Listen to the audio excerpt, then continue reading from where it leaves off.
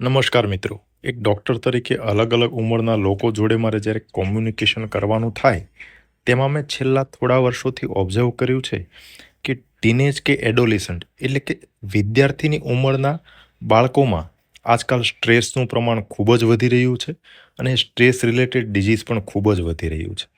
તો યુવાનોમાં સ્ટ્રેસ વધવાનું કારણ શું હોય? તો અત્યારના સમયમાં સૌથી અગત્યનું જોઈએ તો information overload and digital pressure.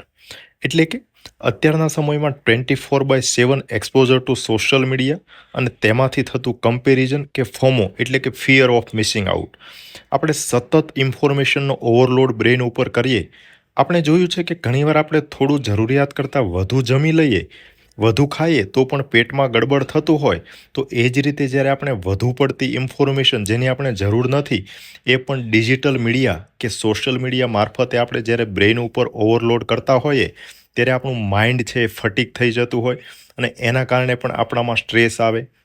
આ ઉપરાંત pressure to maintain perfect digital identity એટલે કે આપણે રિયલ સમાજમાં પોતાની આઇડેન્ટિટી તો મેન્ટેન રાખવાની, પરંતુ સોશિયલ મીડિયામાં પોતાની ઓળખ મેન્ટેન રહે એના માટે આપણે પોસ્ટમાં શું કરીએ, ડિજિટલી કેવું બિહેવ કરીએ, આપણે ઓછા લાઇક મળે, ઓછા વ્યૂ મળે તો એનું પણ સ્ટ્રેસ એટલે કે ડિજિટલ આઇડેન્ટિટી મેન્ટેન કરવા માટેનો પણ સ્ટ્રેસ.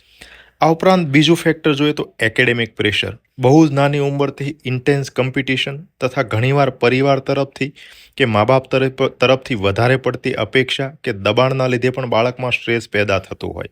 આ ઉપરાંત ત્રીજું ફેક્ટર છે કેરિયર અનસર્ટિનિટી. પહેલાંના સમયમાં મોટા ભાગના સંતાનો છે વારસાગત ધંધામાં ઇન્વોલ્વ થતા હોય, એટલે એને નાનપણથી ખબર જ હોય કે મોટા થઈને મારે શું કરવાનું છે. જ્યારે અત્યારના સમયમાં there are too many choices but very little clarity. એટલે કે આપણી પાસે ચોઇસ બહુ બધી છે, પરંતુ બાળક પાસે ક્લેરિટી બહુ જ ઓછી છે. મલ્ટિપલ ચોઇસનું એનાલિસિસ કરવામાં એનું માઇન્ડનું પેરાલિસિસ થઈ જતું હોય અને એના લીધે એમાંથી સ્ટ્રેસ ઉદ્ભવતો હોય છે. તો આ વધારે પડતો સ્ટ્રેસ, ટેન્શન વિદ્યાર્થીઓમાં કે યુવાઓમાં કઈ રીતે ખરાબ અસર કરતું હોય, એટલે કે how does stress affect youth, આના વિશે આપણે સાયન્ટિફિક ઇન્સાઇટ જોઈએ તો સૌથી પહેલી ખરાબ અસર ઇમ્બેલેન્સ ઇન કોર્ટિઝોલ લેવલ. એટલે કે સ્ટ્રેસના લીધે શરીરમાં કોર્ટિઝોલ સ્ટીરોઇડનું લેવલ છે એ પ્રમાણમાં વધુ રહેતું હોય. આજકાલ જ્યારે ડૉક્ટરો શરીરના કોઈ રોગ માટે સ્ટીરોઇડની જરૂરિયાતો હોય અને દવા આપે, ત્યારે યુવાનો સ્ટીરોઇડની સાઇડ ઇફેક્ટ ગૂગલમાં જોઈ અને એને અવોઇડ કરવાની કોશિશ કરતા હોય. પરંતુ આટલો બધો સ્ટ્રેસ લઈ અને સ્ટ્રેસ રાખી અને એના લીધે શરીરમાં જે સ્ટીરોઇડ પેદા થાય છે એના વિશે કંઈ જ વિચારતા નથી હોતા. સ્ટીરોઇડના લીધે ઓવરઓલ બોડીનું સ્ટ્રેસ સામે લડવા માટેનું ઇમ્યુનિટી છે એ પણ ઓછી થતી હોય અને ક્રોનિક સ્ટ્રેસના લીધે અસંખ્ય ડિઝીઝ થવાની શક્યતાઓ રહેતી હોય. બીજી ઇમ્પોર્ટન્ટ સાઇડ ઇફેક્ટ જોઈએ તો પ્રીફ્રન્ટલ કોર્ટેક્સ ડિસફંક્શન એટલે કે મગજનો જે ભાગ મેમરી, લર્નિંગ અને ડિસિઝન મેકિંગનું કામ કરે છે તે સ્ટ્રેસના કારણે આ ભાગની કાર્યક્ષમતા ઓછી થાય છે. જ્યારે સ્ટુડન્ટ લાઈફમાં એટલે કે વિદ્યાર્થી કાળમાં મેમરી, લર્નિંગ અને ડિસિઝન મેકિંગનું ફંક્શન છે એ બ્રેઇન માટેનું ખૂબ જ મહત્વનું હોય. આ ઉપરાંત સ્ટ્રેસની ત્રીજી ઇમ્પોર્ટન્ટ સાઇડ ઇફેક્ટ જોઈએ તો મૂડ ડિસઓર્ડર, જેવા કે એન્ઝાયટી, ડિપ્રેશન, આ પ્રકારના મૂડ ડિસઓર્ડર થવાની શક્યતાઓ પણ વધુ રહેતી હોય. આ ઉપરાંત ચોથું main side effect sleep disturbances. ઘણા બધા યુવાન દર્દીઓને અત્યારના સમયમાં ઊંઘ નહીં આવવાનો પ્રશ્ન જોવા મળતો હોય છે અને અપૂરતી ઊંઘ થાય એના લીધે શરીરમાં બીજા અનેક રોગ થવાની શક્યતાઓ રહેતી હોય. આ ઉપરાંત પાંચમું સ્ટ્રેસની સાઇડ ઇફેક્ટ છે સબસ્ટન્સ એબ્યુઝ. જ્યારે વિદ્યાર્થી કાળમાં જ્યારે બાળકને ઇમોશનલ સ્ટેબિલિટી એટલી ના હોય અને વધારે પડતો સ્ટ્રેસ આવે ત્યારે એના લીધે બાળક સ્ટ્રેસને ઓછો કરવા માટે બીડી, તમાકુ કે ડ્રગ એબ્યુઝ, આ પ્રકારના સબસ્ટન્સ એબ્યુઝ તરફ વળી જવાની શક્યતાઓ ખૂબ જ રહેતી હોય. આ ઉપરાંત છઠ્ઠું અને ખૂબ જ અગત્યનું સુસાઇડલ ટેન્ડન્સી. ઘણીવાર બાળક વધારે પડતું સ્ટ્રેસ લે અને જ્યારે એને સ્ટ્રેસ મેનેજ કરતાં ના આવડતું હોય ત્યારે વધારે પડતા સ્ટ્રેસના દબાણ હેઠળ બાળકમાં સુસાઇડલ ટેન્ડન્સી પણ જોવા મળતી હોય. તો મિત્રો, એટલા માટે જ યુવાનોમાં સ્ટ્રેસ છે એ મેનેજ કરવો ખૂબ જ અગત્યનો છે અને અત્યારના સમયમાં સ્ટ્રેસ આવે જ નહીં એ કદાચ આપણા હાથમાં નથી, પરંતુ થોડા એક્ટિવ પ્રયત્ન કરીએ તો આ સ્ટ્રેસને મેનેજ તો ચોક્કસ કરી શકાય. તો યુવા મિત્રો, આજે આપણે આ વિડીયોમાં 9 એવા ઉપાય જોઈશું કે જેના લીધે આપણે સ્ટ્રેસ છે એ મેનેજ કરી શકીએ, સ્ટ્રેસ સામે આપણું માઇન્ડ છે એ લડવા માટે સક્ષમ બને. એની અંદર સૌથી પહેલું જોઈએ તો માઇન્ડફુલનેસ એન્ડ મેડિટેશન. ધ્યાન અને પ્રાણાયામ એ સ્ટ્રેસ મેનેજમેન્ટ માટે ખૂબ જ અંડર એસ્ટિમેટેડ થયેલું ટૂલ્સ છે એવું કહી શકાય. એટલે કે સામાન્ય રીતે જે રીતે લોકો માને છે એના કરતાં ધ્યાન પ્રાણાયામ છે સ્ટ્રેસ મેનેજ માટે ખૂબ જ અસરકારક રામબાણ છે એવું કહી શકાય. ધ્યાન પ્રાણાયામ તથા યોગા છે કોર્ટિઝોલ લેવલને ઓછું કરવામાં ખૂબ જ ઇફેક્ટિવ હોય છે. આ ઉપરાંત તેનાથી મનની એકાગ્રતા વધે, જેનાથી ફોકસ વધુ થાય અને ભણવામાં તથા કામમાં વધારે કોન્સન્ટ્રેશન આવે. અને સૌથી મહત્વનું છે ઇમોશનલ સ્ટેબિલિટી. જ્યારે એડોલેસન્ટ એટલે કે ટીન એજમાં તથા વિદ્યાર્થીની એજમાં જ્યારે ઇમોશનલ સ્ટેબિલિટી વધારે ના હોય અને સ્ટ્રેસના લીધે એમની ઇમોશનલ ઇન્સ્ટેબિલિટી થવાની શક્યતાઓ વધુ રહેતી હોય, ત્યારે આ સમયમાં મેડિટેશન, પ્રાણાયામ તથા યોગા છે એ ઇમોશનલ સ્ટેબિલિટી કેળવવામાં ખૂબ જ મદદરૂપ થતું હોય. આ ઉપરાંત સ્ટ્રેસ મેનેજમેન્ટ માટે બીજો ઉપાય છે ફિઝિકલ એક્ટિવિટી એટલે કે શારીરિક કસરતો. ફિઝિકલ એક્ટિવિટી દ્વારા શરીરમાં એન્ડોર્ફિન તથા બીજા હેપી હોર્મોન્સ છે પેદા થતા હોય, જે એક પ્રકારના નેચરલ મૂડ એલિવેટર્સ છે તથા એન્ટી ડિપ્રેશન તરીકે કામ કરતા હોય. અત્યારના સમયમાં જ્યારે સ્ટુડન્ટને ભણવા કે વાંચવામાંથી થોડો ઘણો બ્રેક લેવો હોય, ત્યારે મોબાઈલ, ટીવી કે લેપટોપ જેવા ડિજિટલ ઉપકરણનો ઉપયોગ કરતા હોય. પરંતુ તેના બદલામાં જો દિવસમાં ડેઇલી 45થી 50 મિનિટ સુધી કોઈ પણ વોકિંગ, જીમ, યોગા, સ્પોર્ટ્સ જેવી કોઈ પણ ફિઝિકલ એક્ટિવિટી કરે તો એનાથી સ્ટ્રેસ રિલીવ કરવામાં ખૂબ જ મદદરૂપ થતી હોય.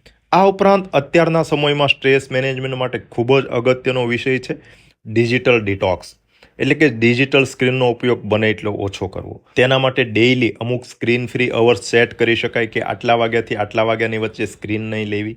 અને ખાસ અગત્યનું, રાત્રે સૂતા પહેલાં 1 કલાક, સૂવાના 1 કલાક પહેલાં સ્ક્રીનનો ઉપયોગ છે બને ત્યાં સુધી નહીં કરવો.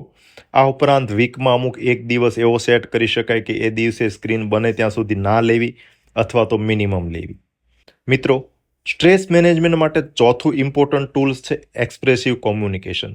જ્યારે બાળક આખો દિવસ એકલું ભણવાનું કે વાંચવાનું કરે, તેનાથી બીજા સાથેનું એમનું કોમ્યુનિકેશન છે અથવા તો ઇમોશનલ ટચ છે એ ગુમાવી દે. એટલે બાળકે પેરેન્ટ્સ જોડે કે ફ્રેન્ડ્સ જોડે કે બીજા કોઈ પણ રિલેટિવ જોડે ઓપન અને ફ્રી કન્વર્ઝેશનમાં બને એટલું વધારે ઇન્વોલ્વ થવું જોઈએ. પાંચમું અને બીજું અગત્યનો પાર્ટ છે ટાઈમ મેનેજમેન્ટ. ઘણીવાર ટાઈમ મેનેજમેન્ટના અભાવે વિદ્યાર્થીનો ઘણો બધો સમય છે એ બગાડ થતો હોય અને ક્યારેક બહુ ઓછા સમયમાં વધારે ટાસ્ક કે વધારે કોર્સ પૂરા કરવાના આવે અને જેના કારણે વિદ્યાર્થીમાં સ્ટ્રેસ પેદા થતો હોય. એટલે વિદ્યાર્થીઓએ પહેલેથી જ તે ટાઈમ મેનેજમેન્ટ યોગ્ય રીતે કરવું જોઈએ, જેની અંદર સ્ટડી અવર્સની સાથે સાથે ખાસ કરીને પોતાની મનગમતી હોબીઝ માટેનો, આ ઉપરાંત ફિઝિકલ એક્ટિવિટી કે ઇવન મેડિટેશન જેવી કોઈ પણ સ્ટ્રેસ રિલીવિંગ એક્ટિવિટી માટેનો પણ સમય છે એ સેટ કરવો જોઈએ, એટલે કે યોગ્ય ટાઈમ મેનેજમેન્ટ કરવું જોઈએ. આ ઉપરાંત છઠ્ઠું અગત્યનું સ્ટેપ છે સ્લીપ હાઇજીન. પૂરતી, નિયમિત અને સમયસર ઊંઘ છે એ બાળકના સ્ટ્રેસ રિલીવ માટે તથા ઓવરઓલ ડેવલપમેન્ટ માટે અને ફિઝિકલ હેલ્થ માટે ખૂબ જ અગત્યની છે. દરેક વિદ્યાર્થી માટે 7થી 9 કલાકની ઊંઘ છે એ બ્રેઇનના ડેવલપમેન્ટ માટે તથા ઇમોશનલ સ્ટેબિલિટી માટે ખૂબ જ અગત્યની છે.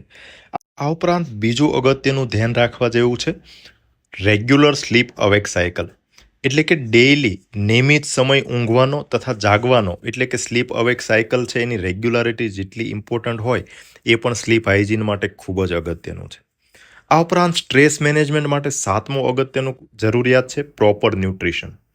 પ્રોપર ન્યુટ્રિશન એ માત્ર શારીરિક વિકાસ કે શારીરિક હેલ્થ માટે જ નહીં, પરંતુ મેન્ટલ હેલ્થ કે મેન્ટલ સ્ટેબિલિટી માટે પણ ખૂબ જ મહત્વનું છે. તેના માટે વિદ્યાર્થીઓએ બને ત્યાં સુધી પ્રોસેસ ફૂડ, પેક ફૂડ, વધારે પડતા શુગરી ફૂડ કે કેફિનેટેડ ડ્રિંક્સ છે એ બને ત્યાં સુધી ઓછા લેવા જોઈએ. જ્યારે અમુક મૂડ રેગ્યુલેટિંગ ન્યુટ્રિયન્ટ જેવા કે ઓમેગા-3, મેગ્નેશિયમ, બી કોમ્પ્લેક્સ તથા પ્રોટીનયુક્ત ખોરાક છે એ પ્રમાણમાં વધુ લેવા જોઈએ. આ ઉપરાંત સ્ટ્રેસ મેનેજમેન્ટ માટે 8મું અગત્યનું સ્ટેપ છે સ્પિરિચ્યુઆલિટી એન્ડ પ્રેયર્સ, એટલે કે પ્રાર્થના. જે રીતે આપણે શરીરને સ્વચ્છ રાખવા માટે નિયમિત સ્નાન કરીએ, એ જ રીતે મનને શુદ્ધ અને સ્ટેબલ રાખવા માટે પ્રેયર એટલે કે પ્રાર્થના છે એ ખૂબ જ મહત્વની છે.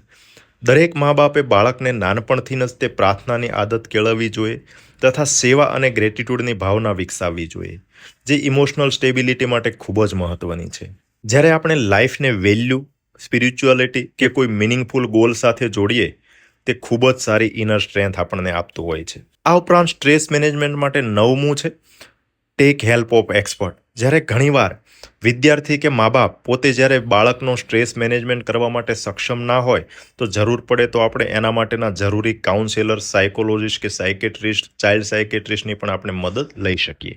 તો યુવા મિત્રો, સ્ટ્રેસ એ કદાચ કમ્પ્લીટલી ટાળી ના શકો, પરંતુ તેની સામે રેઝિલિયન્સ એટલે કે શરીર કે મનને સ્ટ્રેસ સામે લડવા માટે તાકાતવાર બનાવીએ. કારણ કે જીવનમાં સ્ટ્રેસ ન જ આવે એ તો કદાચ શક્ય નથી, પણ સ્ટ્રેસના બદલે આપણે રેઝિલિયન્સ એટલે કે શરીરને સ્ટ્રેસ સામે લડતું સક્ષમ બનાવવા માટે આપણે શું કરવું જોઈએ? તો સૌથી પહેલું અગત્યનું છે C failure as a lesson, એટલે કે નિષ્ફળતાને આપણે શીખ તરીકે જોઈએ.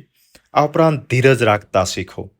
ત્રીજું ઇમ્પોર્ટન્ટ સ્ટેપ છે do not react but response, એટલે કે કોઈ પણ પરિસ્થિતિને તાત્કાલિક વિચાર્યા વગર એને તરત રિએક્શન આપવાના બદલે કોઈ પણ પરિસ્થિતિ છે એના વિશે વિચારો, સમજો અને પછી એને રિસ્પોન્ડ કરો. એટલે કે don't react but properly respond. આની સાથે સાથે માતા પિતા કે શિક્ષકની ભૂમિકા પણ ખૂબ જ મહત્વની છે. તેમણે સંતાન કે વિદ્યાર્થીની વાતને જજમેન્ટલ થયા વગર સાંભળવી જોઈએ અને તેમને પૂરી રીતે સમજવાની કોશિશ કરવી જોઈએ.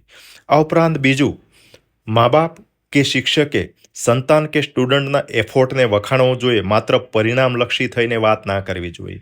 અને ત્રીજું ઇમ્પોર્ટન્ટ સ્ટેપ છે કેરિયર કે કોઈ ચોઇસ માટે વિદ્યાર્થી કે સંતાનને પ્રોપર સમજણ આપો, પરંતુ એના ઉપર કોઈ એક્સ્ટ્રા દબાણ છે ના કરવું જોઈએ. તો યુવા મિત્રો, યાદ રાખો, તમારી જિંદગી કે તમારી આઈડેન્ટિટી એ માત્ર તમારી માર્કશીટ કે તમારું ઇન્સ્ટા કે FB ફીડ કે તમારી ડિગ્રીઝ નથી. યુ આર ઇનક્રેડિબલ, એટલે કે અદ્વિતીય છો. પોતાની જાતને સમજતા શીખો. બીજાની સાથે કમ્પેર કરવાના બદલે પોતાની જાતને ઇમ્પ્રૂવ કરો. તમે પોતાની ગઈકાલના બદલામાં તમારી આજે કે આવતીકાલને ઇમ્પ્રૂવ કરવાનો પ્રયત્ન કરો. બીજા સાથે કમ્પેરિઝન કરી અને અનનેસેસરી સ્ટ્રેસ છે આપણે ના લેવો જોઈએ. So friends, be cool, calm and stress free youth to build a better nation.